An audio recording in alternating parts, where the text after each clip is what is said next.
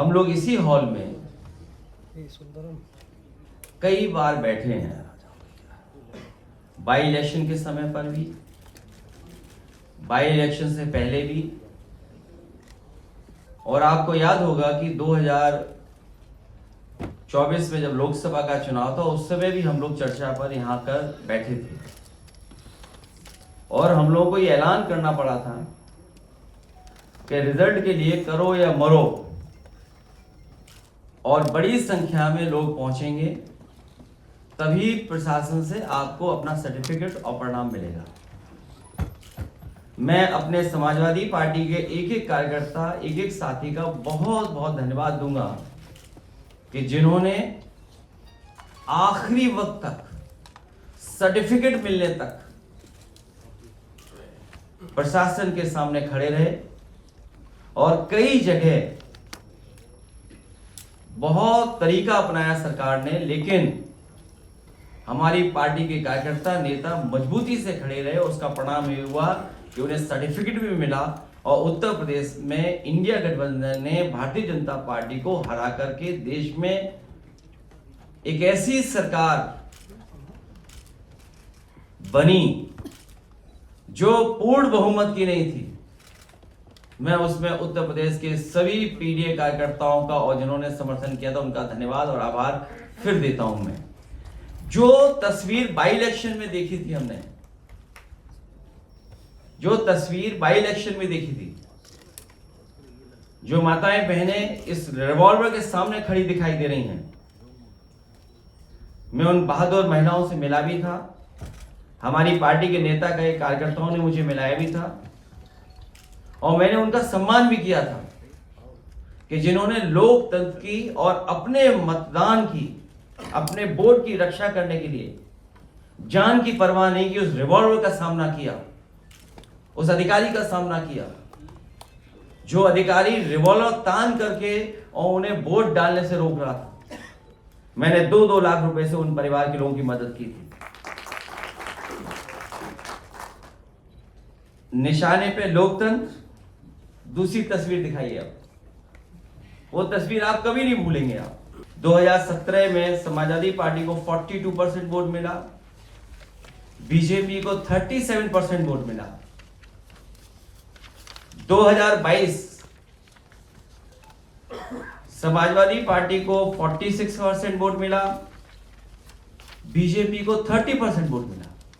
अब आप देखिए 10 नंबरी लोगों का खेल।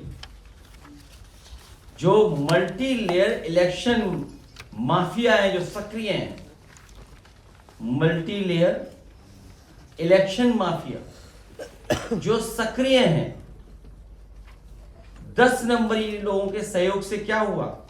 जब बाई इलेक्शन हुआ, समाजवादी पार्टी रह गई 12% वोट पर और भारतीय जनता पार्टी पहुंच गई 77% पर। 10 नंबरी मल्टी लेयर इलेक्शन माफियाओं का खेल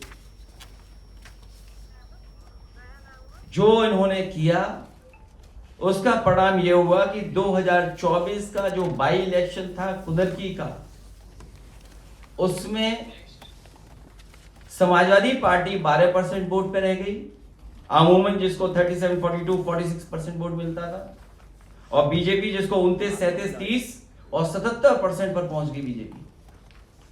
ये बोर्ड की डकैती कुदरती की मैं दिखा रहा हूं। नेक्स्ट ग्राफ, नेक्स्ट दिख तो रहा है ना स्क्रीन पर? नहीं, लाइव बंद कराएं, ठीक है। ये रामपुर विधानसभा में बोर्ड की डकैती।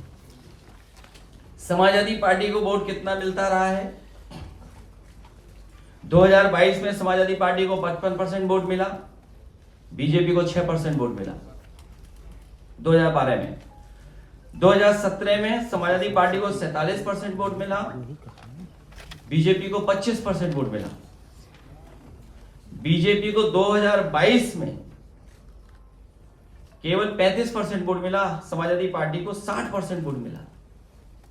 और जब बाई इलेक्शन हुआ, जिसमें हमारे पास कई सौ वीडियो हैं, कई सौ वीडियो आप लोगों ने भी चलाए, और जब आप लोग चलाते थे तो आपके पास फोन आता था, व्हाट्सएप आता था कि इसको डाउन कर दो, इस वीडियो को क्यों चला रहे हो आप।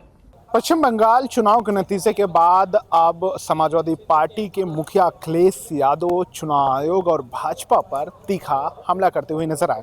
आज उन्होंने अपने प्रदेश कार्यालय समाजवादी पार्टी के उत्तर प्रदेश में उन्होंने आज एक बड़ी प्रेस कॉन्फ्रेंस में उन्होंने कई सारे आंकड़ों के साथ कई सारे सवाल उठाए।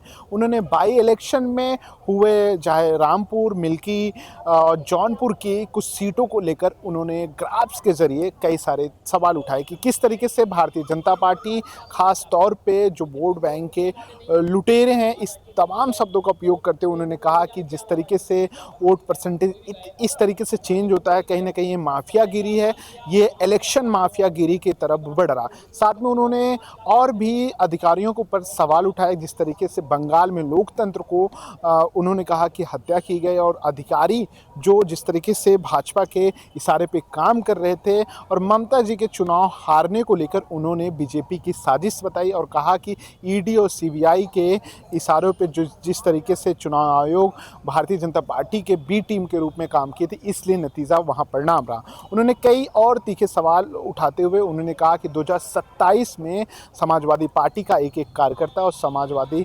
पार्टी पीडीए के सरकार बनाएगी और हम सामाजिक न्याय की बात करें। उन्होंने साथ में उन्होंने इलेक्ट्रोल बॉन्ड, साथ में प्रशांत किशोर के साथ इलेक्शन मैनेजमेंट की उनकी कंपनी पीके की आईपैक के करार को ख़त्म करने को भी लेकर बातचीत की। इस बातचीत से सियासी उत्तर प्रदेश की सियासत में एक नई डिबेट छिड़ गई है, ख़ास तौर पे इलेक्शन मैनेजमेंट को लेकर, साथ में चुनाव आयोग के कार्यप्रणाली को, साथ में भारतीय जनता पार्टी के प्रचंड जीत के बाद अब कहीं न कहीं विपक्षी एकता इंडिया महागठबंधन अब एकजुट यहाँ चुनाव लड़ पाएगा कि नहीं। बेशक अखिलेश यादव ने अपने प्रेस कॉन्फ्रेंस में उन्होंने कहा कि यहाँ सारी सहयोगी दल के साथ वो चुनाव 2027 का लड़ेंगे। देखना दिलचस्प होगा कि समाजवादी पार्टी के इस आरोप पे अब भारतीय जनता पार्टी क्या कहती है।